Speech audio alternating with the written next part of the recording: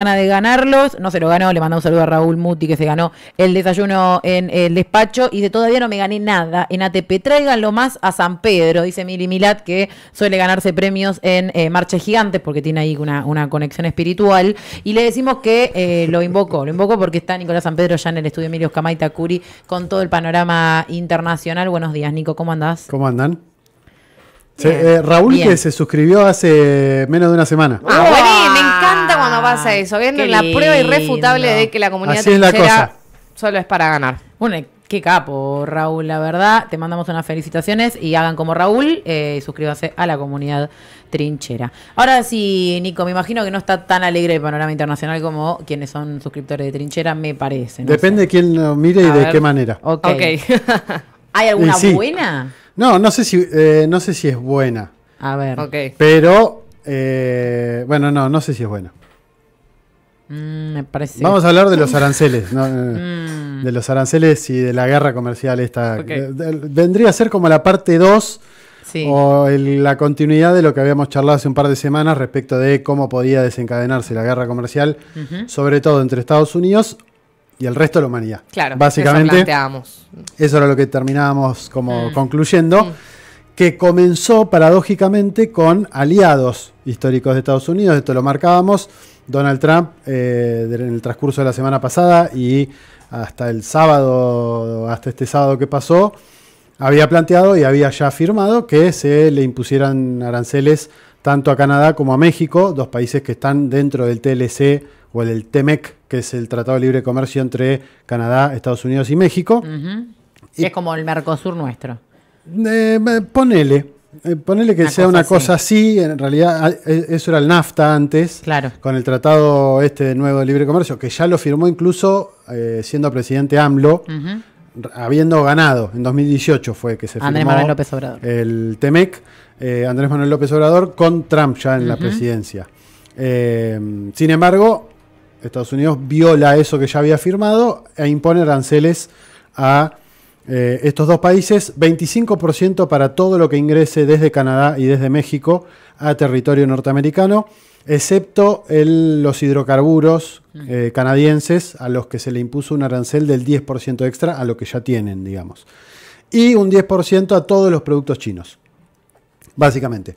En este contexto, el más diplomático o el que se manejó de manera, si se quiere, más burocrática fue China, que dijo, vamos a ir a la Organización Mundial del Comercio a plantear que esto no se puede hacer porque lo que hace es violar la libre competencia y bla, bla, bla. El que fue como más capitalista fue China. Ajá. Sí, porque es estamos hablando de más allá de una discriminación ideológica, si se quiere ponerle... Sí, en realidad tiene varias lecturas. La principal lectura es el déficit comercial, que esto es algo que plantea Trump incluso, que tiene Estados Unidos con estos países. Sí. Pero el problema o el punto es que hasta ahora Estados Unidos tiene la máquina de hacer dólares, pero hasta ahora todas las administraciones anteriores venían elevando el techo de la deuda pública norteamericana, que se cuenta en trillones de dólares. Para tener una idea, son millones de millones de millones. Es uno de los países con más deuda del mundo, si no el mayor. Pública, más lo que no se cuenta que entra por otras vías. Por ejemplo, la USAID, que vamos a mencionarlo después. La cuestión es que el gobierno de Donald Trump parece estar obstinado no solamente en reducir el déficit que tiene con muchos países de las cuentas públicas del Estado, sino en que esto sirva a través de las sanciones y de poner aranceles para que muchas de las empresas que están ubicadas en la frontera mexicana, en la frontera canadiense, algunas empresas norteamericanas incluso, como Tesla, que tiene una fábrica de autos en México. Y lo que quiere Estados Unidos es que esa fábrica vaya a Estados Unidos a producir, no que se quede produciendo en México. La famosa relocalización de empresas, que fue la bandera de campaña de Trump en 2016, exacto, no tanto en las últimas elecciones. Quiere ser como una especie de aspiradora de las empresas. Claro. Y es más, les ha ofrecido, vengan a Estados Unidos, no tienen aranceles prácticamente para producir aquí en el país, pero vengan a producir acá. Eso es lo que ha dicho y esto es lo que dice, esto es lo que lleva a Donald Trump a decir, esta va a ser la década de oro de Estados Unidos, si esto empieza a pasar. Dice, algo vamos a sufrir o algo va a haber que pagar por esa situación. De hecho, En relación con esto, las administraciones gubernamentales de dos estados muy importantes del sur de Estados Unidos, Texas y Arizona, plantearon directamente que esto va a ser un impacto directo al combustible o a los hidrocarburos, que esto va a llevar a que una escalada de precios. Claro, ¿no te genera inflación ese nivel de arancel? Te genera inflación. Sumado a esto, la respuesta de países como México o como Canadá, que dijeron que iban a aplicar el mismo arancel a los productos norteamericanos que van hacia sus países. O sea, es una espiral de aumentos tanto de lo que va como de lo que viene. Entonces vas que a puede tener... impulsar una escalada de precio internacional también, ¿o no? Sí, no sé si internacional, porque uno de los mayores vendedores a escala planetaria es China, y porque en todo caso ahí lo que tendría que pasar es que el petróleo a nivel internacional suba. Claro. Esto es más como una cuestión que más bilateral, parece doméstica o parece en el TEMEC, que habrá que ver cómo se va desencadenando. Esto porque ayer Donald Trump dijo que hoy lunes iba a charlar tanto con Claudia Sheinbaum como con el primer ministro saliente Justin Trudeau, para tratar de ver qué pasa. O sea, se podría decir que puede ser una pausa estratégica, a ver de qué sucede. La cuestión es que esto no solamente busca bajar el déficit norteamericano respecto del comercio internacional, sino también forzar esa relocalización de empresas hacia los Estados Unidos.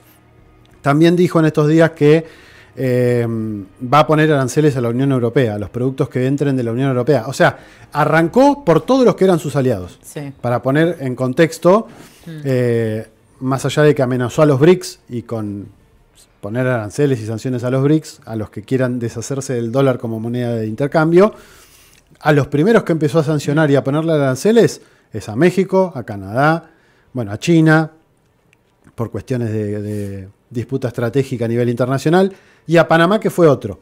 En el caso de Panamá parece que funcionó, porque de hecho el secretario de Estado Marco Rubio se juntó, viajó a Panamá, estuvo con José Raúl Murillo, el presidente panameño, que después de la reunión dijo que iban a revisar el acuerdo que tenían con China por el uso del Canal de Panamá. O sea, parece que Murillo está cediendo ante las presiones norteamericanas, cosa que no sucedió, por lo menos no parece, con Claudia Sheinbaum y con Justin Trudeau, que plantearon... Sí, bueno, también tiene que ver con la capacidad de tracción que tiene un país como Panamá, que tiene un canal tan importante para el comercio internacional como es el Canal de Panamá. Sí. Tampoco es que, por ejemplo, Canadá es un alfil de la guerra, pero... Hay que ver hasta qué punto esa revisión después implica que le cobren más a China. China es uno de los principales países exportadores del mundo, ergo, por el Canal de Panamá pasan muchísimos barcos que tienen cargamento chino, ergo... Si le aumentás eso, capaz que los chinos te dicen, bueno, no mando más por acá, lo mando por otro lado y... Claro. Esa es mi duda. ¿Cuánto puede presionar Estados Unidos con la capacidad con el arancelamiento sin terminar, digamos, en un bloqueo a la inversa, digamos, que un país diga, bueno, ya está, si no me bajas los aranceles, no te vendo más, digamos, ¿cuánto margen tiene Trump para pujar con eso? Porque también, uno dice, bueno, la guerra comercial de China a Estados Unidos, ahora China también necesita a Estados Unidos inevitablemente para sostenerse. Sí, China es el mayor socio comercial de la mayoría de los países del mundo. Sí, pero también tiene mucha deuda en dólares. Tiene mucha deuda norteamericana. Por eso. En dólares. Sí, pero digamos, tiene elementos como para desbancar, si quiere, esa situación. Pero me parece que no es lo que le interesa a China. China quiere vender. Lo que quiere es vender, es que haya paz, que haya respeto, que se respeten los acuerdos, etcétera. Me parece que no va por ahí el tema. La cuestión es que, por lo menos lo que están alertando, incluso dentro de Estados Unidos, es que de efectivamente ponerse estos aranceles, el revés para Estados Unidos puede ser, la consecuencia dentro de Estados Unidos puede ser una inflación que se acelere, cosa que Trump dijo que iba a combatir. O sea que está en este péndulo, en esta constante tensión entre si hago o no hago, si es amenaza, si es humo, etcétera.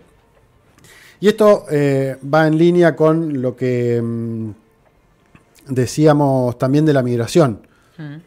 Y en esto me parece importante marcar y compartirles algo que decía Claudia Sheinbaum, la presidenta de México, que si no me equivoco esto fue el sábado, hacía una publicación en sus redes sociales, o sea, salía publicado un video. Hicimos un cortecito nada más de lo que dice Claudia Sheinbaum, pero que me parece que es interesante para poder compartir con nuestro público. México no quiere confrontación. Partimos de la colaboración entre países vecinos. México no solo no quiere que el fentanilo llegue a Estados Unidos, sino que no queremos que llegue a ninguna parte. Por ello, si Estados Unidos quiere combatir a los grupos delictivos y quiere que lo hagamos conjuntamente, debemos trabajar en forma integral, pero siempre bajo principios, los principios de responsabilidad compartida, de confianza mutua, de colaboración y sobre todo respeto a la soberanía. La soberanía no es negociable. Coordinación sí, subordinación no. Para ello, el día de ayer, en mi comunicado, le propuse al presidente Trump que establezcamos una mesa de trabajo con nuestros mejores equipos, los de seguridad y también los de salud pública. No es con la imposición de los aranceles como se resuelven los problemas, sino hablando y dialogando, como lo hicimos, pero esto se los quiero contar. Lo hicimos así en las últimas semanas con el Departamento de Estado para atender el fenómeno de la migración. En nuestro caso, siempre con respeto a los derechos humanos. A nuestros hermanos y hermanas mexicanas, mexicanos en Estados Unidos, quiero decirles que aquí está su presidenta y un pueblo entero para defenderlos. Si desean regresar a México, aquí los abrazamos. El pueblo de México es valiente y tiene mucha dignidad. Es el pueblo más maravilloso que hay sobre la tierra. Les digo que aquí está su presidenta. Tenemos valentía y firmeza, pero siempre, como lo he dicho en otras ocasiones, hay que actuar con la cabeza fría y el amor al pueblo. Nada de lo que hagamos nosotros afectará la dignidad y los intereses del pueblo de México. Clarito, esto que recortábamos en realidad viene a cuento de que la excusa que pone Donald Trump para poner estos aranceles es que considera que estos dos países son parte del problema de que exista el fentanilo y otras drogas y que ingresen a Estados Unidos, al igual que la inmigración ilegal. Dos problemas desde hace muchísimo tiempo que tiene Estados Unidos, que no son novedad, digamos, y en una parte también de este video, Claudia Sheinbaum dice: nunca escuchamos de redadas masivas o de encarcelar a los que venden esa droga en Estados Unidos. Y una de las cosas que señala, que tiene mucha razón, es que muchas de las armas que usa el crimen organizado en México son armas de alto calibre que fabrican empresas norteamericanas para el ejército norteamericano. ¿Cómo llegan? ¿Cómo llegan esas armas a México? Bueno, ¿por qué todo esto lo vamos a vincular con... Primero nos vamos a meter un cachito en China. Vos decías si hay posibilidad o no de que esto tenga efectos. Wang Shiwen es el director del Instituto de Relaciones Internacionales de la Universidad Popular de China, y Sputnik, un portal ruso en español, lo entrevistó y en este sostiene que estos aranceles o esta amenaza de aranceles del casi hasta el 60% para los productos chinos es una amenaza que, según este investigador, tendría consecuencias prácticamente fulminantes para la economía norteamericana, dado que el 90% de esos aranceles se volcaría al costo que tendrían que pagar los ciudadanos norteamericanos por eso. Inflación. O sea, difícil que eso se lleve a la práctica en términos concretos. Y me voy un cachito a Canadá, porque Canadá es uno de los que vende energía a Estados Unidos. Y una de las cosas que está en esta cuestión es que algunos gobernadores canadienses habían amenazado con cortarle la luz y el suministro de energía a Donald Trump si esto efectivamente sucedía y se imponían estos aranceles. En estos días, Melanie Join, que es la ministra canadiense de Relaciones Exteriores, la canciller canadiense, sostuvo en entrevista con el Financial Times que hay solamente 2 países que tienen la posibilidad, en realidad, el sistema de procesamiento de crudo, de petróleo norteamericano, está hecho básicamente para refinar petróleo pesado. Ese petróleo pesado lo tienen en grandes cantidades Canadá y Venezuela. El petróleo que viene de Medio Oriente es más ligero y la mayoría de lo que se utiliza en Estados Unidos es refinado en Medio Oriente, no es refinado en Estados Unidos, más allá de los números. Y lo que decía la canciller canadiense es, ojo, porque si nosotros cortamos el suministro de hidrocarburos o de crudo a Estados Unidos va a tener que trabajar o negociar con Venezuela, y no quiere eso. Y ahora, la gran pregunta es, ¿no quiere eso en serio? O ahí es donde se abre lo que decíamos en la primera columna que hicimos, que es, no está resuelto si el tema Venezuela va a ser vía invasión o va a ser, nos sentamos a negociar, te compramos petróleo y resolvemos la situación. Hasta ahora, las credenciales que tiene Chevron y otras empresas norteamericanas para operar en Venezuela siguen vigentes. Lo cual da la pauta de que, si bien no se puede descartar que aparezca nuevamente alguna cuestión así de hay que invadir Venezuela o lo que fuere, como ya sucedió en época de Trump, lo que sí queda claro es que una de las oportunidades o una de las opciones que tendría Estados Unidos es volver a comprarle petróleo a Venezuela. Obviamente esto muy probablemente llevaría a que Estados Unidos tenga que levantar sanciones contra Nicolás Maduro y contra otros funcionarios venezolanos y contra el gobierno venezolano. Esto podría mejorar las relaciones y de hecho en estos días Trump dijo que habían vuelto al país ciudadanos norteamericanos que habían sido capturados en Venezuela intentando hacer un golpe de Estado o fomentar violencia. Pero la cuestión en este punto es que un funcionario del gobierno norteamericano fue a Caracas y se juntó con el gobierno venezolano, lo cual habla de que diplomáticamente el gobierno norteamericano reconoció al gobierno de Nicolás Maduro y no al de la oposición.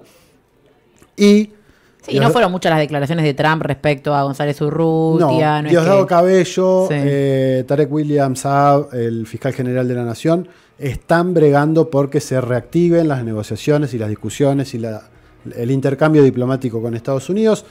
Sería beneficioso para Estados Unidos, sería beneficioso para Venezuela.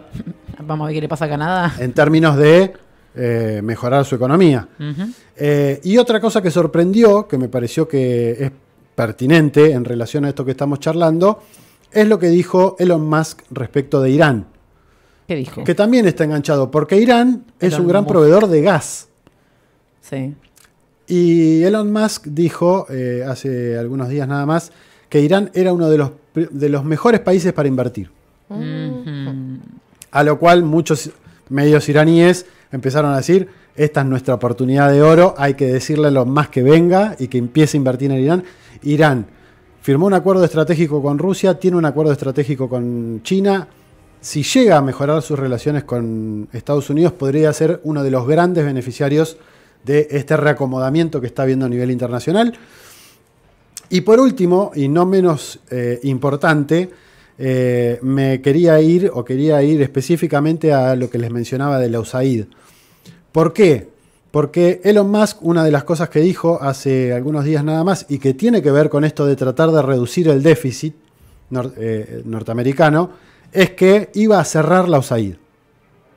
Para quienes no sepan, la USAID es la Agencia de los Estados Unidos para el Desarrollo Internacional, acusada históricamente por financiar ONG, fundaciones y demás que intentan desestabilizar gobiernos que no son afines y de condicionar a gobiernos que son afines a los intereses norteamericanos, pero condicionarlos igual.